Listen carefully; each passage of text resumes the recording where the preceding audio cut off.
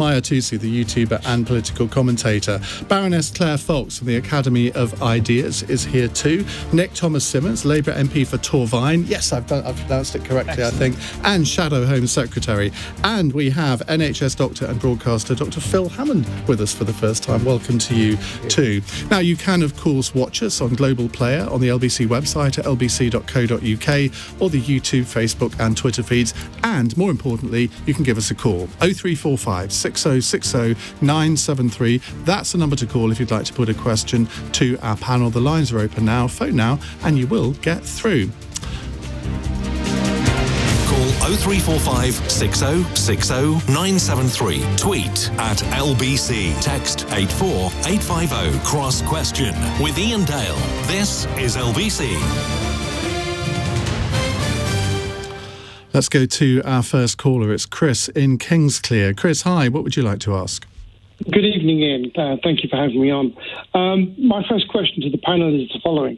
I was part of the 3 million self-employed excluded and did not qualify for any help from the government in any shape or form. My question is this. Why should I pay extra tax to help a system that excluded me? Well, it's an interesting question. I suppose the simple answer is because that's the system and you have to. Nick? Well, firstly, I think, Chris, that self-employed people were definitely excluded from support during the pandemic, and I think that was fundamentally unfair. On the issue of the national insurance rise, I think that too is fundamentally unfair. Nobody disputes that we need to raise taxes to pay for social care, but this is a fundamentally regressive way of doing it. Well, the IFS disagree with you. They say it's actually quite progressive. Well, think of it in a number of ways. Someone who's on, say, £24,000 a year, this is going to cost them around about £180 extra a year. If you are a landlord who is getting your income from renting out property, you will actually pay nothing. What the government should actually be doing is looking at those with the broadest shoulders carrying the greatest burden and actually looking at assets, not actually taxing, because that's what it is, taxing working people in this way. Well, I've got the figures here, and if you're on 20,000 a year, you'll be paying £130 more, 30,255, 50,505, 100,000, 1,130. If you have dividends, you'll be taxed on those more highly as well. That's why the IFS say it's progressive, because if you're on 100,000, you are paying 10 times more than you would be if you were on 20,000, yet you're only earning 5 times more. So that is, by definition, progressive. But there's nothing on that in terms of, for example, on assets. It's a tax on income. There's nothing either there that takes into account the fact that employers will also be paying this at the very moment when they are seeking to recover from the pandemic. Nobody disputes the need to reform social care. Nobody disputes the need to raise tax, but this is not a fair way of doing it. How would you do it then? I think that this has to be done firstly on the basis of reform of social care. What do I mean by that? I think firstly we need to look at the whole sector, the shortage of those who are working in social care, what's being done about that, the status of those who work in social care, they're too often the forgotten people, paying properly those who work in social care and making sure we don't have the situation where people are either not getting the care they need or the care they are having isn't adequate. You then look at how you raise the money to do that, and it has to be in a fairer way than this. What's not being taxed? Assets are not being taxed. People are not being taxed. Like what? What assets would you like to tax? Well, there are a number of different ways of doing this. You can tax, for example, property. The Welsh Government, for example, came up with appointed an independent commission that reported 3 years ago. And the difference with the proposal we see in front of us is under the Welsh proposal, the percentage actually changed depending on age and depending on income to pay into a social care fund. So there are a number of ideas that are out there as to how to do it, but not in that fundamentally unfair way. I think your problem as a party, though, is, and Keir Starmer has failed to make this clear, is if you're criticising the government, saying we shouldn't be doing it this way, you've had 10 or 15 years to come up with your own proposals, and I don't hear any specifics. I hear airy-fairy comments about, we could tax assets, but you've surely got to be more specific. Well, the Welsh Government, which is the most senior Labour administration in the country, did actually appoint a commission and come up with proposals. And we are happy, and always have been happy, to talk to the government as to how to do that in the fairest possible way. I can't tell you at the next general election precisely what the economic conditions are going to be for when we formulate that manifesto, but certainly we can give the indication at the moment that this isn't the way to go about it. Claire Fox. The first thing is to say to our caller that when you say 3 million self-employed people are excluded, I think that is still one of the shocking scandals of the last 18, 19 months, actually. I still can't get over it myself. It's like there was so particularly from much, the Tory government. Yeah, but there was also so much, I mean, you might call it generosity or you might call it over-the-top support, in terms of furlough and various other schemes. And this group, and I kind of walked past a demonstration that you organised. I don't know if you were on it. Me?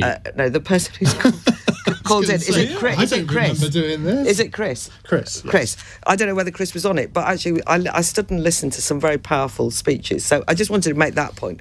But I think that it's the wrong way to go to say, I just think it's too churlish to say, we were dumped upon and therefore why should we, subsidise a system.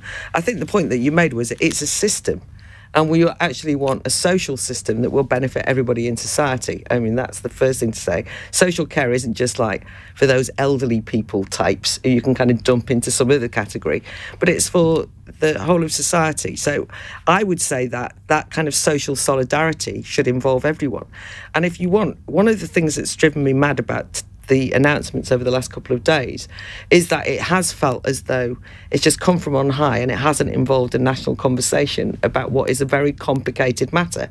And so you just feel like so frustrated. We've all wanted a commitment to social care.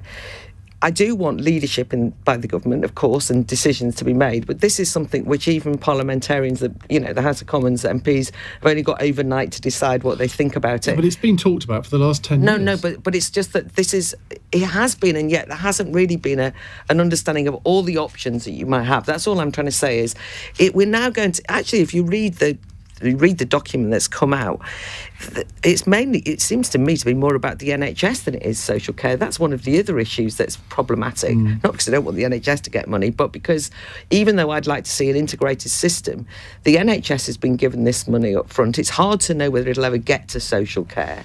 This point about who's paying for the long-term social care issue, I think it doesn't take away from the fact there's an immediate crisis in social care. So I just feel as though it's too rushed at this moment. But I don't want to myself just say, I don't think they should do anything. And if you were to say to me, and how would you pay for it? Let's be honest, I haven't got a bloody clue, right? So I know that. I know that this is great for me to say. Never been invited on No, but I mean, I'm not, I understand that. But I do think that this feels as though it's a bit on the back of an envelope stuff. That's all I'm saying. And it's much more complicated what we need to do. It lacks imagination in terms of dealing with a much greater issue of how we look after the elderly. That's my issue. Dr. Phil Hammond, obviously some of this money is going to the NHS to clear hopefully a lot of the backlog that's built up. If you were Prime Minister and you were funding social care, what system would you use? I remember Andy Burnham's proposal that was roundly slated as death tax or dementia tax, the idea that once people get to pensionable age, now I appreciate a lot of people who access social care are quite young with multiple disabilities, but the idea once you get to pensionable age, you pay a percentage of your pension. And obviously, if you've got a larger pension pot, you will contribute more. That seemed like a reasonable suggestion to me that was ripped to pieces at the time. I think what's interesting about this current proposal is that Boris Johnson promised to fix social care before the pandemic without any increases. He thought he could come up with a solution without any tax increases. So I think he's having to give some to the NHS to justify the tax increase. But you're absolutely right. The NHS could well hoover up most of it and very little could trickle down to social care. I think it's better. It's clearly better than nothing. Well, it's £12 billion a year. Yes, it is. That is a huge But the amount, issue is isn't it? always in health and social care has been about the training and retaining of staff. So the one thing that's run through my private eye columns for 30 years is that we don't, for a rich nation, we don't train as many health and care staff, and we have struggled to retain them. We've got to make health and social care a great place to work, as well as a great place to be ill in and a great place to die and all the other things that health and social care have to do. And we really do struggle to retain. So it's not just about the money, and you can't suddenly get skilled workers overnight. So what happened, for example, with waiting lists under Tony Blair is that he used the private sector and he got NHS consultants to work over weekends and do night shifts. But those NHS staff are pretty knackered at the moment, post-COVID. So how quickly we'll manage to get the waiting list down remains to be seen.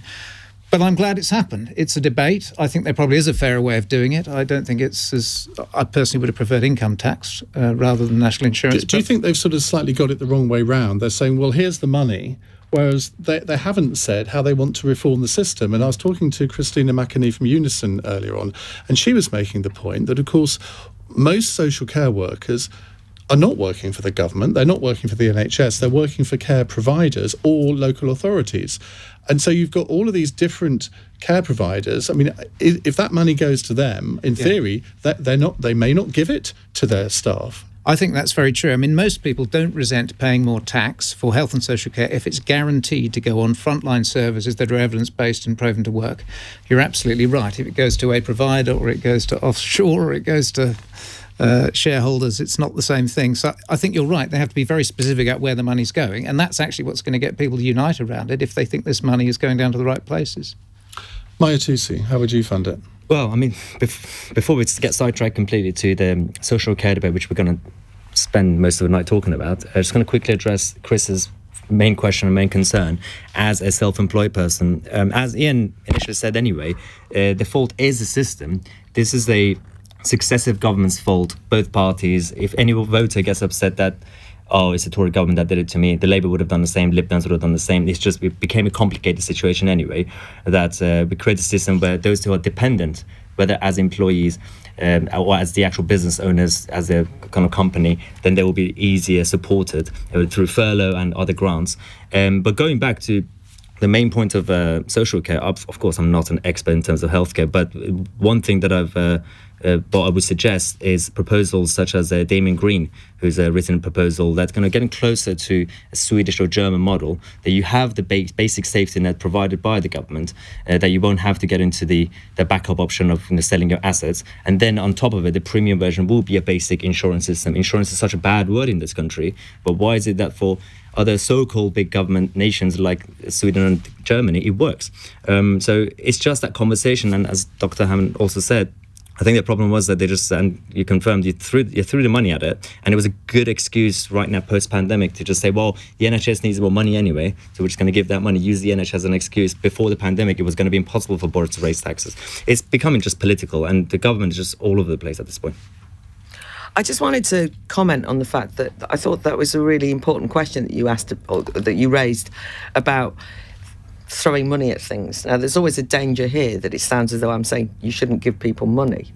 But for me, it's the content of what the money's spent on. That's what I was trying to say about the big conversation. You know, it's not just where you get the money from, but what does it mean?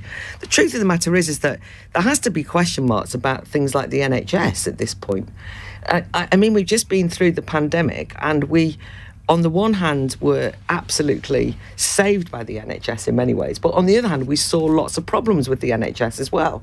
It's not just necessarily fit for purpose, and we have constantly... But as soon as someone like you say that, I can kind of hear the audience bristling. I was going to say that because they're all going to say she wants people to die on trolleys, and she doesn't care about people. I'm saying that if you get to a situation where for the government to reform social care, they have to say we're the party of the NHS as a way of protecting themselves. What that means is that you never have a genuine, honest, open conversation. And one of the things I noted in the proposals was, for example, it was saying we must have more digitalisation of GP services, which obviously for a lot of people is like, oh God, I'm never going to get to see a doctor again. And there's a lot of complaints about the fact you can't see a GP at the moment. And actually, guess who's suffering under that? A lot of elderly people are the very people who are actually not doing well from these surgeries being closed. So am I allowed to say that? Will that make me an NHS basher? And so the reason why this is important is the problems of social care is not just the lack of funding. That is hugely important, but it's also the way we organise care of the elderly. And that's what I was trying to imply was required a bit more sophistication. And the just on the social care workers, we are about to lose a huge number of them because of the mandated vaccination. And it's already a crisis in staffing. It's going to lead to more care homes closing down. And then those elderly people are going to end up in NHS hospitals. So there's more to deal with than just the money. That's Nick, correct me if I'm wrong, but wasn't it a Labour Party policy at the last election to form a national care service alongside the NHS? Because the problem, as I see it here, is that the care service, if you want to call it that, is so fragmented and so splintered that it's actually quite difficult for the government to say, well, we think this should happen, because a lot of levers have to be pulled by a lot of different people to make it happen. Whereas if it did sort of mirror the NHS in a certain way, that it might be easier to reform. Well, it's certainly true that the care system is fragmented and it needs to be far better integrated. It's the approach that the Welsh Government, for example, has taken over the past 20 years. It is far more integrated. But it is also the case that a great deal of the burden for social care has fallen on local authorities, which, by the way, their budgets in England have been substantially cut over the past 11 years. So a lot of the crisis that exists in social care, yes, it does exist because we have an ageing population, but it also exists because of the policies of this government over the past 11 years before the pandemic hit. Phil, do you think it would be a good idea to have I hesitate to say more centralised system, because centralised systems often don't work very well, but clearly it's not working at the moment. It's not, and broadly speaking, I think care means care, and there are some ridiculous iniquities in the current system where you might get all your personal care paid for if you're dying from cancer, but not if you're dying from dementia. So there are lots of absurd iniquities. But to take Claire and Mahyar's point, I think it's fine to compare the NHS to other health systems around the world. And one of the benefits that might come out of the pandemic, if we look at the best global pandemic response, it's probably a conglomerate of what different countries did at different times. So the East Asian countries that got onto it really quickly and shut it down and closed it down versus the ones that invested in vaccines early.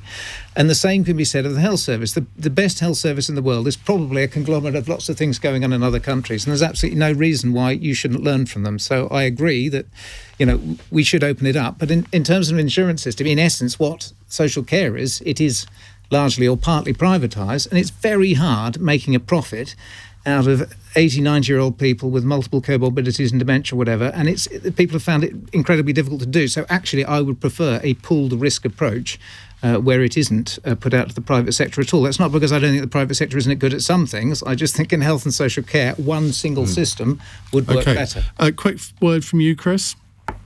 Thank you. I just wanted to come back to that and actually thank your panel that only two people really addressed the question that I asked. I just wanted to put some context around the back of the reasoning for the question is, I was a business owner. I had a business with a £3 million a year turnover, which I lost because of the pandemic and the lack of government help. I've lost my house and I've lost all my savings. As a result of zero help. So I feel extraordinarily resentful and angry about this situation. I've just started this month a new job. I managed to get myself back into work.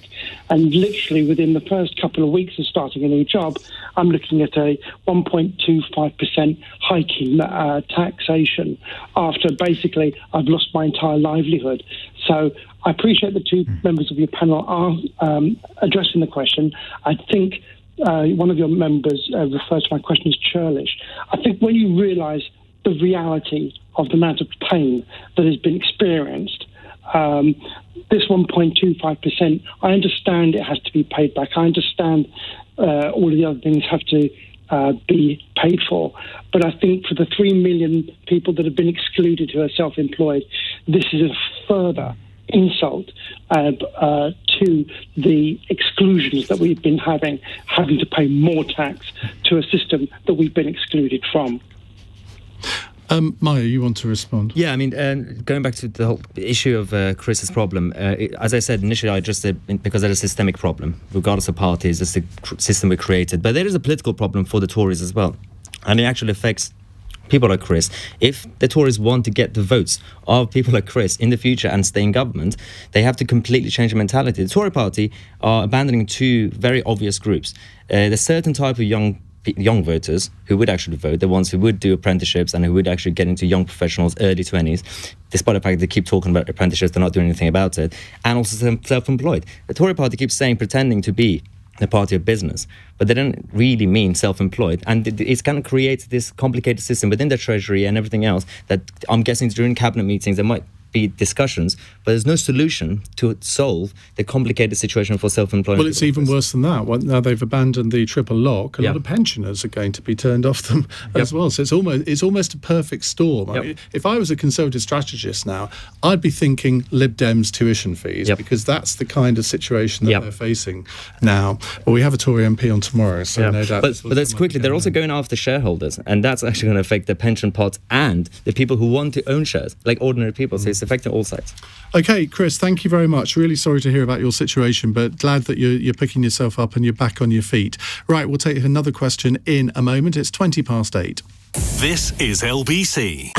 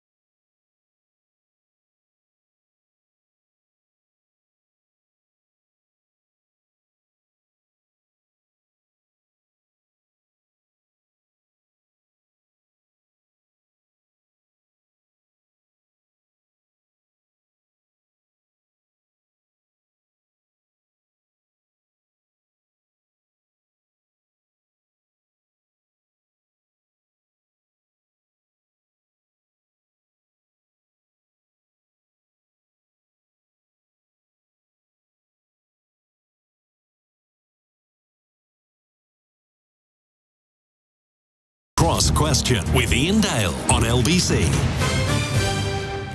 8:24. Let me reintroduce my panel. Nick Thomas-Symonds is Labour's Shadow Home Secretary. The YouTuber and political commentator Mahyar Tousi is here. Baroness Claire Fox and Dr. Phil Hammond. Next question from James in Watford. Hi, James. Hello, good evening. Under what circumstances would the panel support a winter lockdown? Well, that's short and sweet. Phil Hammond. I think you have to have a plan B in any pandemic that is unpredictable, because we haven't seen this virus before. It is possible that another mutation may happen that causes such overwhelming pressure on the NHS. Would it need another mutation, though? I would hope so, yes. I mean, one of the extraordinary things is about how successful vaccines have been. It's really good to celebrate good news. And these vaccines don't stop you getting it. You can still get COVID having had both vaccines. It can still be quite unpleasant, but it's unlikely to make you seriously ill or put you in intensive care. And that seems to be holding. Don't know quite how long they're going to work. So the timing of the boosters is interesting. Are we going to do boosters? If not, when will we do them? If we delay it too long, will it mean that some of the most vulnerable people who had their jabs early in December and January then become vulnerable again?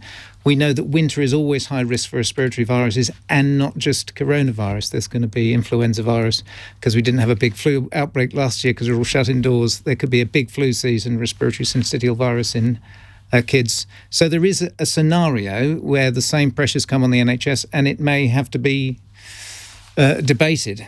So I wouldn't rule it out completely. I would hate it because I think they're extraordinarily harmful, and that's the trouble with pandemics, is that there's nothing you do that doesn't cause huge harm. And I co-authored a letter, although I was in favour of the lockdown, I also co-authored a letter to Matt Hancock from various GPs saying, let's consider the harms to children, the harms to wider society of lockdown. I think it's perfectly okay to have both sides of the debate, and you need a balanced discussion about the benefits and risks and unknowns, but you have to have it as an option. I don't think it's a bad thing to say we might have a 2-week fire break, because you always have to have a plan B. That's not admitting defeat. It's saying this is our scenario if things don't go according to plan. Are you worried that the number of cases are still around 30 to 40,000, or some days over 40,000 a day? Or should we not even be looking at cases? Or should we just be looking at the more serious cases? I'm entirely unsurprised, but there are 40,000 a year, because the actual policy was we're going to vaccinate as many adults as possible and let it run free amongst children. I call it hybrid immunity. The hope is that it causes much less damage to children, although I still see some kids with long COVID in my clinics. It's causing some damage to children. But the idea is you'll never get herd immunity, I think, with this particular virus because it's too infectious, but you'll get a high level of immunity from natural infection plus vaccines. But I think back in June we should have offered parents and children the chance to have the vaccine if they wanted it. So the JCVI can say, I don't think there's enough evidence to do a mass rollout, but my kids with chronic fatigue syndrome, ME, who've been really hit by viruses in the past, really want a vaccine. Why didn't we at least offer it when it was considered safe by the MHRA? So I think there are some scenarios coming up with school returning, and given what happened last year, where the NHS will be under considerable pressure and there's a possibility of a fire break, if not a full-on lockdown. Mahyar. Well, I'm going to actually go with the World Health Organization for once. Usually I'm very critical of some of the stuff that U-turn. The one U-turn that they made about 6-9 months ago after the first lockdown, they told all the countries that do not use lockdown as a primary solution or policy. It should be used just like the initial lockdown. Do the lockdown, find out what situation with the new virus, and then find your solution. Now that, especially now that we have a vaccine as a concept and all the other stuff, we have to know why we're actually doing this lockdown if we do it in October. If it's going to be the same situation where, well, we already got the vaccine, most people are vaccinated, but you're still going to get it. If the virus is going to get worse in terms of mutation, then it's going to get to a point where, obviously it's exaggeration, but the government should not be worried about lockdown and not lockdown. It should be worried about them actually falling as a government, because people are going to be wondering, what else can you do? If vaccines don't work, if natural immunity doesn't work, then how do we fix it? Hopefully it's not going to be the vaccines are working. But that's the thing. I mean, if we're talking about a situation where we are going to be doing lockdown because we now have thousands of people dying every day. If not, then don't do a lockdown. What's the point of doing lockdown? Fix the NHS so that the capacity is protected. Do not bring down the economy and people's livelihood. And of course, as Dr. Hammond said, it affects mental health and children's future and everything else. So unless people are dying, a lot of people are dying because of the virus, despite the vaccine, then don't do a lockdown, in my view. Claire? I have to say that I agree with that. My concern is that lockdowns have become a policy option. I completely understood the initial bringing in of the lockdown. And this was for a virus and a pandemic that none of us understood at all. But even as you were talking, Phil, it started to be to protect the NHS again. And so you start to forget what it is you're doing, right? What is it? Now, one of the things that the collateral damage of the lockdowns has caused is an immense backlog, as we know, of people with a range of other non-COVID illnesses. And my problem is that we are still seeing the world through COVID eyes. And actually, society has to move on from that, because it's making people obsessive and neurotic about anything else. And even the talk about possible lockdown is freaking people out. And actually, it's one of the things I most object to about, people are just getting the confidence to get back into society, and suddenly now we might have vaccine passports, then we might have a lockdown. This is a demoralisation of a society that's had the stuffing knocked out of it in many ways, way beyond the virus itself. And I know that you will know, Phil, but we will all know people who are now seriously ill or in a lot of pain or a lot of suffering medically because they can't get or haven't had treatment, but also people who've lost confidence in going out into the real world and not sure of themselves anymore. All of these things. Lockdown should never be used, in my opinion, again, entirely unnecessary. By the way, unless we get the plague and a completely different virus. For this virus, we now know sufficiently about how to manage it. Nick? Well, look, the government should be planning for different contingencies, and I think if you think back to last year, what we saw in northern Italy, where we saw people on trolleys, where doctors were literally making decisions as to who would get treatment and who wouldn't. And I think in that situation where there's a danger of the NHS being overwhelmed and people dying because they can't actually access the treatment, then clearly those are the considerations you have to bear in mind. But the government should be doing all it possibly can to avoid having to do this again. And that means booster vaccines, if that is what's going to be required this autumn, things like workplace safety, things like ventilation. Every possible thing must be done to try and prevent the necessity for this again. OK, very quickly back to you, James. What do you think the circumstances would be? For me, it would be that the scientific advisors and the government presented all risks and aspects of a lockdown and versus COVID effects, if you like, on the table so people understood. I don't think they quite understood the potential long-term harmful effects of lockdown, the sort of thing Claire Fox was just talking about, because I think in a way lockdown frightens me more than COVID. And that's saying something. So I think it's a worrying thing. I think that's something that a lot of people would agree with now. James, thank you very much indeed for your question. 0345 6060 973 if you'd like to put a question to our panel. But first, let's get the latest news headlines on LBC. It's 8:32. Here's Lucinda Horsley. Boris Johnson has admitted he's broken one of his election manifesto promises by increasing national insurance. It'll go up by 1.25% from April to help pay for social care reforms and clear huge NHS backlogs. The government's suspending the link between state pension increases and wage growth for a year. It's stopping the so-called triple lock from April because of the impact the pandemic has had on pay. Police Scotland has admitted failings after a woman lay undiscovered in a car which had crashed on the M9 for 3 days. Lamara Bell later died in hospital. Officers didn't immediately respond to an emergency call. LBC weather, a warm and humid night with some mist and fog patches in the north, showers in the southwest, a low of 12 degrees. This is LBC. Hey, Harry.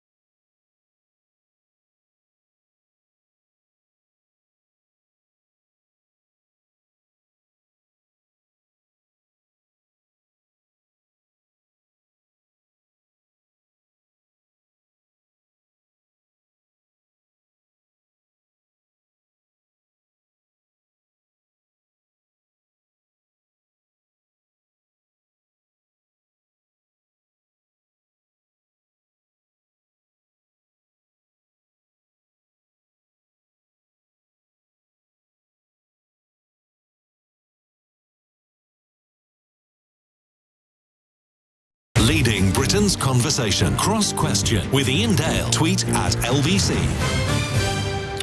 Tom has just tweeted, just switched on the live video feed, and what a delight to see a studio full of people, not particularly distanced and no masks, a taste of normality. Well, we are a bit more distanced than we were last night when we were all sort of invading each other's body space, or personal space.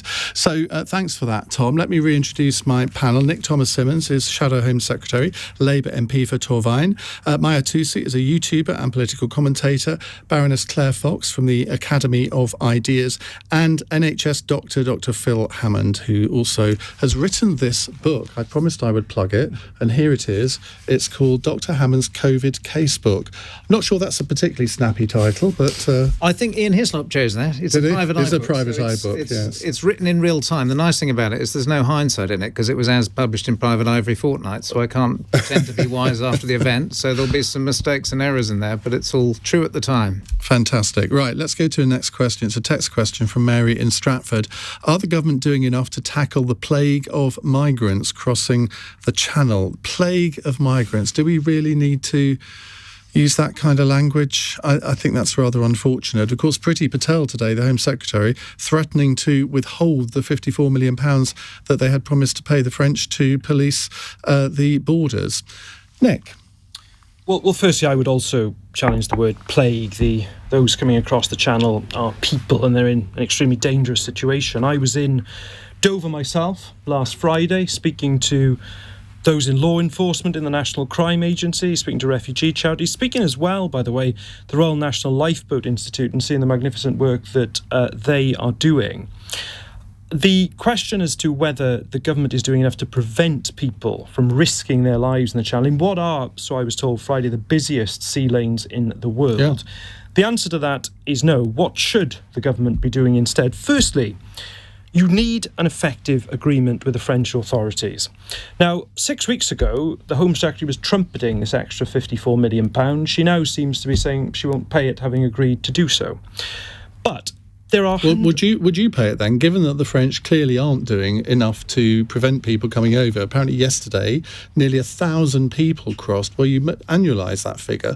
And I think even those who believe in essentially open borders would accept that we can't cope with 300,000 odd people coming into the country. I would certainly be willing to invest with the French, but it isn't simply about coastal fortifications and coastal patrols, because what is happening is that the vile people smuggling gangs are adjusting their business model. They know that the coastal patrols are happening, so you need greater joint working with the French authorities to deal with, frankly, the headquarters of these dreadful gangs that are moving further and further away from the coast.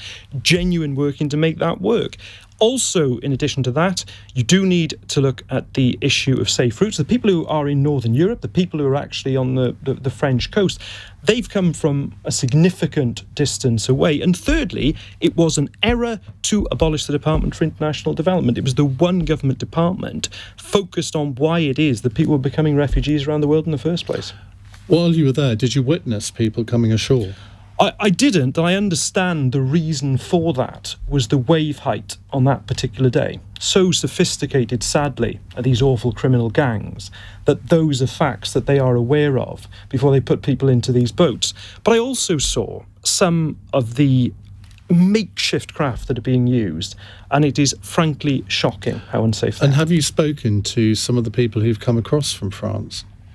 I didn't on Friday of last week, but what I did speak to, and those I did speak to last week, were those who are, as it were, providing support when they arrive, and also speaking in detail to law enforcement about how best we need to do it. And by the way, I certainly criticise the Home Secretary on this, but those who are actually involved at the front line of our law enforcement are doing their very best in difficult circumstances.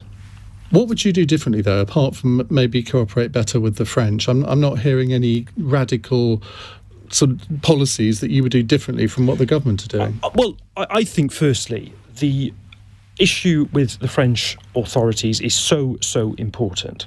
And it isn't just about pouring money in for more and more coastal fortifications, more and more patrols. Important though those What is it are. about, then? It is about a greater sense of joint working. Now, there is, of course, shared intelligence. There is some joint working that goes on now, but it isn't at the level that it needs to be. It is about, for example, how are we jointly tackling the supply of these boats? Because it is quite a professional operation to get these boats to these gangs. But how do you know that's not happening at the moment? How do you know that cooperation isn't happening?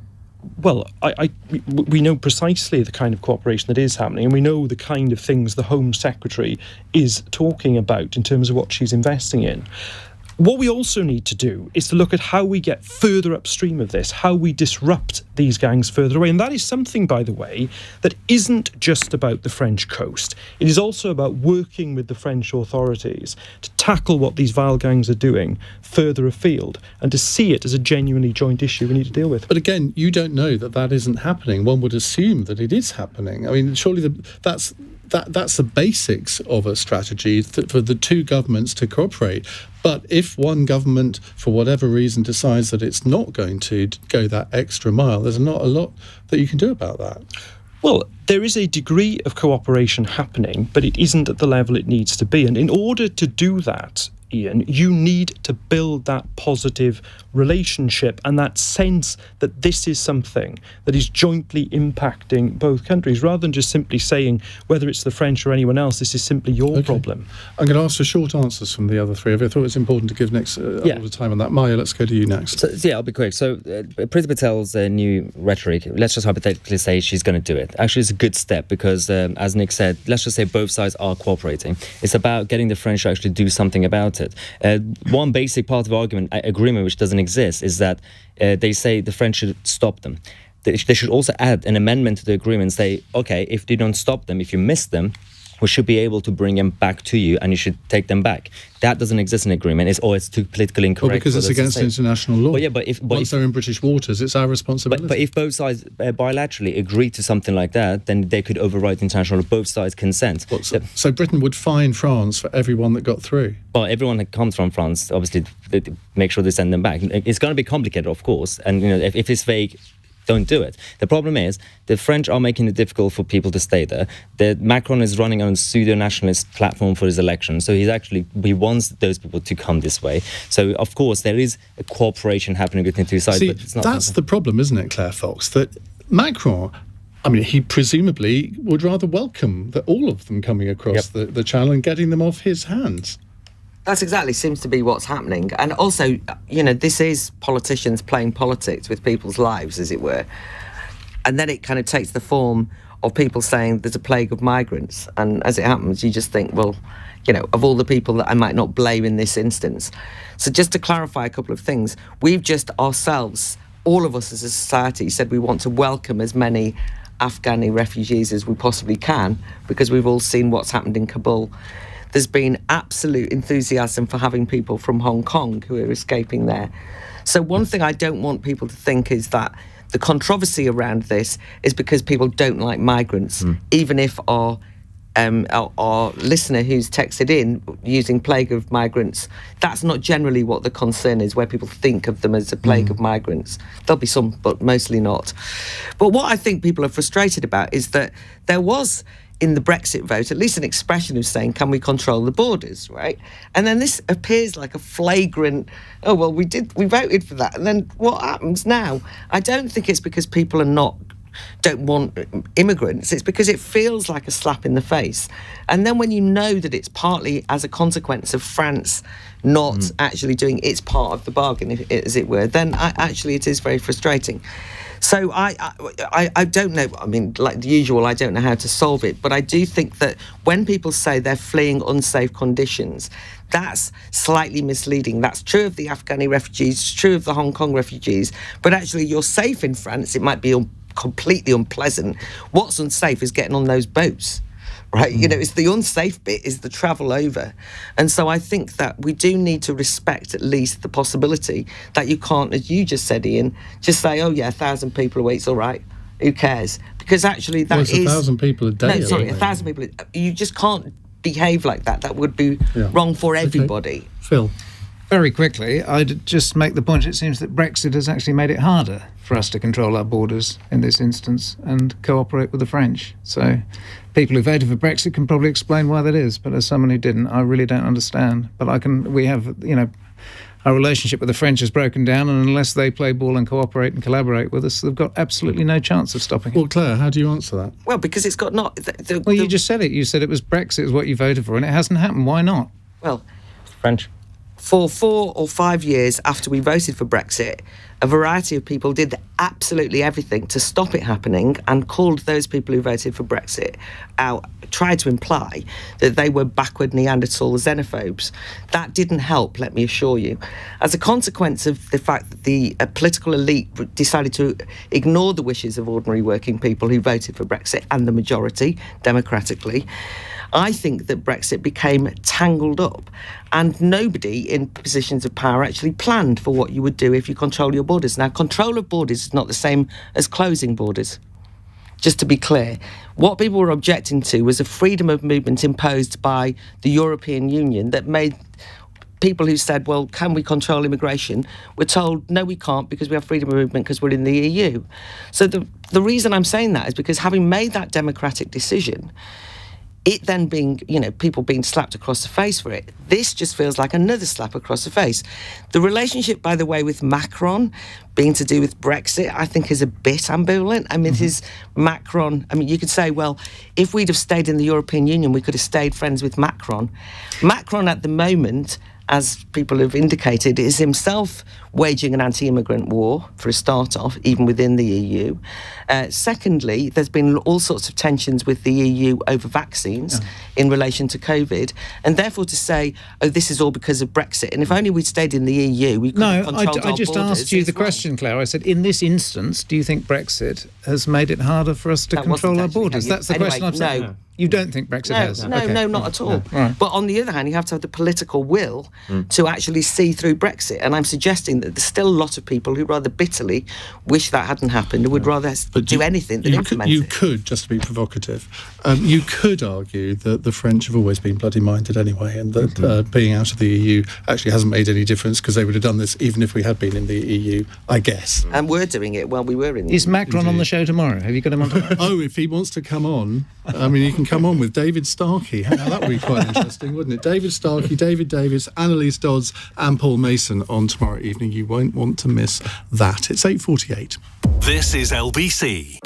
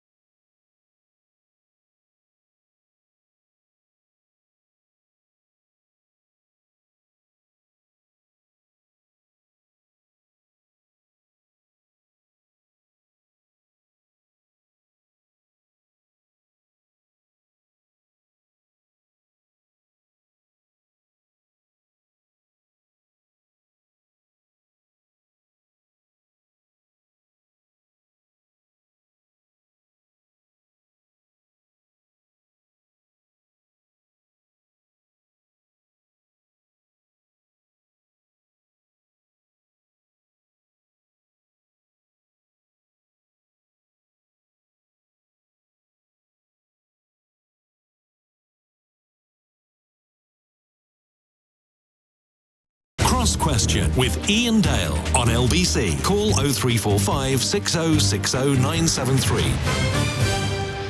8:51 on LBC. Let's go to Dave in Plymouth for our next question. Hello, Dave.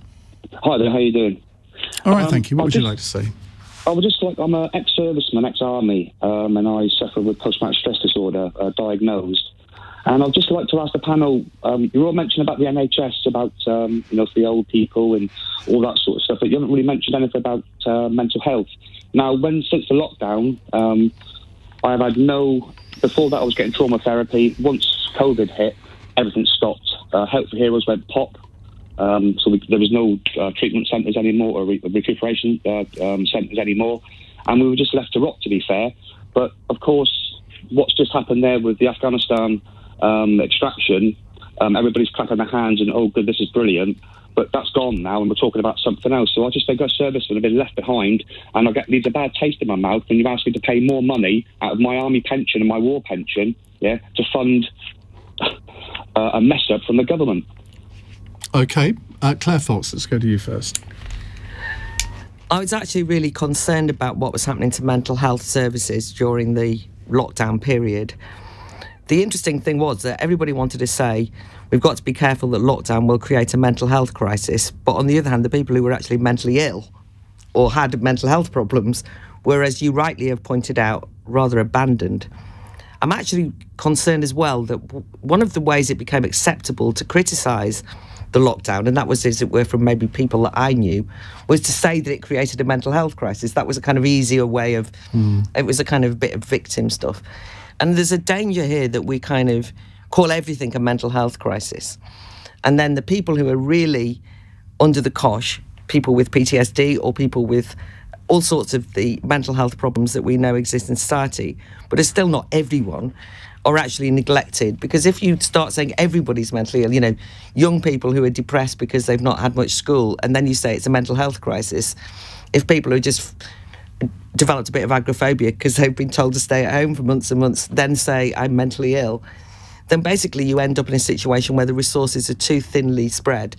You relativise what mental illness actually means, and you neglect the people who need it. So I think you need to get full support. And just on the serviceman's point, I think that it is really important that in the midst of saying that people are heroes, that we don't forget that there was a great price paid. That's all I would say for people who were involved in war. And it's one of the reasons why it drives me mad as a free speecher. And I wrote a book about this, where young students say that they're getting PTSD and are triggered and using the language of mental health when they hear somebody say something that they find uncomfortable. Because I think PTSD describes something pretty nasty, and you don't get it by going to a lecture by somebody who's got different politics to you. OK. Phil? It really touched a nerve with me, and we talk about social care being a Cinderella service, and mental health is as well. And we really do need to take trauma seriously. I mean, severe trauma, from cruelty, abuse in childhood to something that a serviceman will witness, stays with you for life. There's very clear evidence. It marks out the pattern of your life and your future health and healthcare. But there's also good interventions that make a difference, and they're not nearly widely available enough. And you forget, once you suffer severe trauma, you can never unsee it. And the old approach, the psychotherapeutic approach, used to be to keep reminding people of the therapy that they've been through. I remember talking to a chap who was dragged off the Piper Alpha oil platform, and he had therapy, and the counsellor would keep reminding him of that event, and it just made it worse and gave him flashbacks. And with trauma, you need to focus people on the present. And it requires really skilled interventions, but can be done. And yes, we need to put more money into it. You can't imagine a more pressing mental health need than dealing with an ex-serviceman with trauma. So I would thank him for his service. And I absolutely agree with him that trauma services are really woefully neglected, and we should put more money into it. Nick? Yes, Dave, thank you for your service. And I've been humbled as a Member of Parliament over the last 6 years with the number of ex-service people I've mentioned, and sadly met and assisted as an MP with those who've had PTSD and know how difficult that is. I actually think that we still have so far to go on mental health, both in terms of strategy and indeed in terms of investment.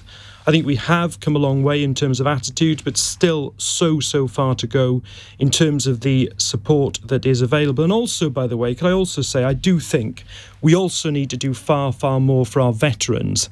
And seeing, for example, the Prime Minister's set up the Office of Veterans Affairs, but the money being invested in it relative to the government budget is frankly tiny. Mahyar. Well, firstly, thanks for your service, and I'm glad this question came up because essentially this sector of health in general is the ugly duckling of the sector, which has been so left behind for such a long time. It was a taboo. Now, over the last few decades, it's become more acceptable, so more people are going to psychiatry and all mental health in general. It's not just throwing money at it. You need to completely reform the system. Until we do that, we can't really get anything done. We can't just throw money at it. I think the interesting thing is that over the years, politicians of all parties have said, yes, we need to do a lot more. And I think, to be fair, a lot more has been done. A lot more money has been put into it. But it's still not anywhere near seen at the same level as sort of physical. Because physical health, you can kind of see, can't you? So I suppose that's the reason that it always gets prioritised. Dave, would you like to come back on what you've heard? No, that was very, very interesting what I've heard saying, and I appreciate what you say. But if I just make another point of what you just said about hidden wounds, where, for instance, I'm a blue badge holder because of my anxiety. But of course, I get looked at very strangely by people, and people come to ask me why I'm parking in a disabled bay, and I have to explain to them why I'm an ex-serviceman and I was blown up in action. And then they turn a frown to that then. But I don't see why I need to explain. So the hidden wounds thing, I think, needs to be broadcasted a lot more. And thank you so much for what you told me. I much appreciate it. Well, thank you for phoning in, Dave. Really appreciate your call. Final text at the end. June in Hessel says, Love Island... See, I already want to die. Dear God. Love Island's Megan Barton Hansen has had Botox injections in her bum. Colour me surprised. If you had to have plastic surgery, what would you get done? Well, you are the personification of perfection, Mahyar. What would you like to get done? Thank you so much. Well, you told me earlier. So. Yeah, I did, yeah. I was flirting. No, so I've been told that if I do surprise face, get the wrinkles here. If I frown, get here. So it's a lose-lose situation, so I'll get both these done. If I have to. Claire? Mahyar, you've thought about it, I can tell. Anyway, to just point out that Meghan didn't need to get the Botox because she was a beautiful young woman. You watch Love Island. Don't change the subject. Of course I do. And it's a bit disconcerting that young, beautiful women think they need to do. Anyway, if you're my age and you want to know what I need Botoxing, absolutely everything. And if anyone wants to donate to my GoFundMe page on the Botox, do feel free. Nick? Well, my football career, not that it was particularly glorious, was severely impeded by a ruptured Achilles tendon when I was 30 years old. I've still got a very substantial scar that reminds me of it being fixed. Any help in hiding that scar so I don't have to be reminded of it would be much appreciated.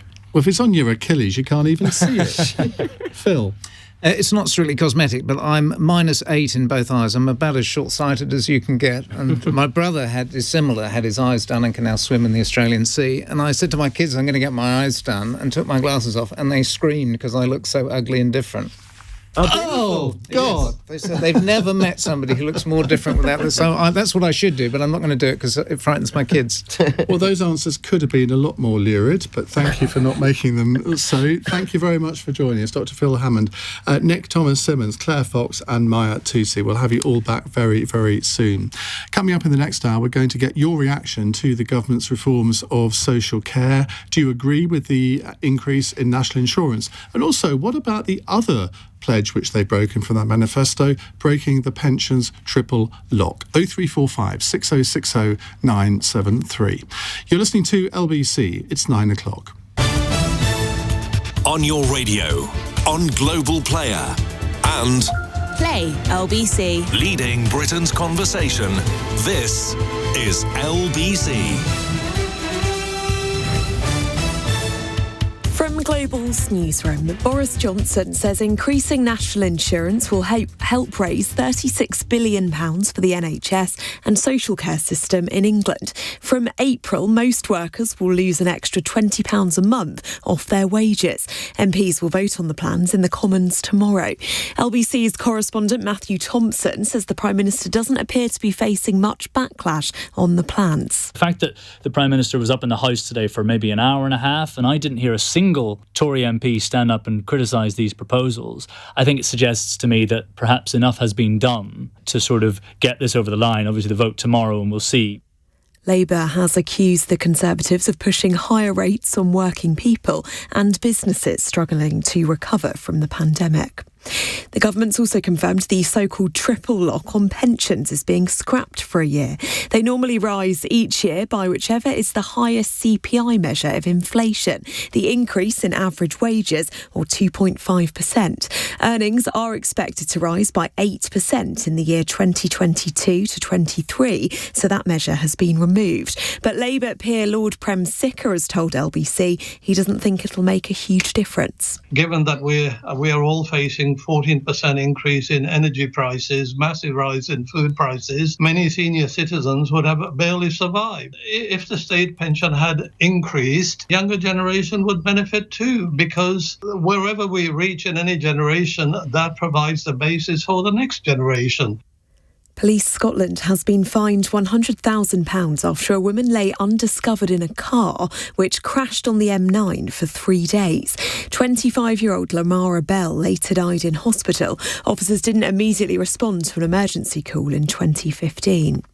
The UK has recorded its hottest day since July. Temperatures reached 30.1 degrees in Northolt in West London earlier. Forecasters say it's only the 7th time it's gone above 30 in September over the last 50 years. The LBC Markets report in the city, the FTSE 100 closed down 34 points at 71.52. The pound buys $1.38 and €1.16.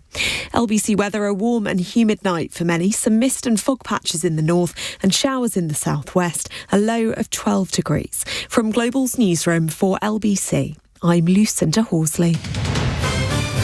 This is LBC from Global, leading Britain's conversation with Iain Dale.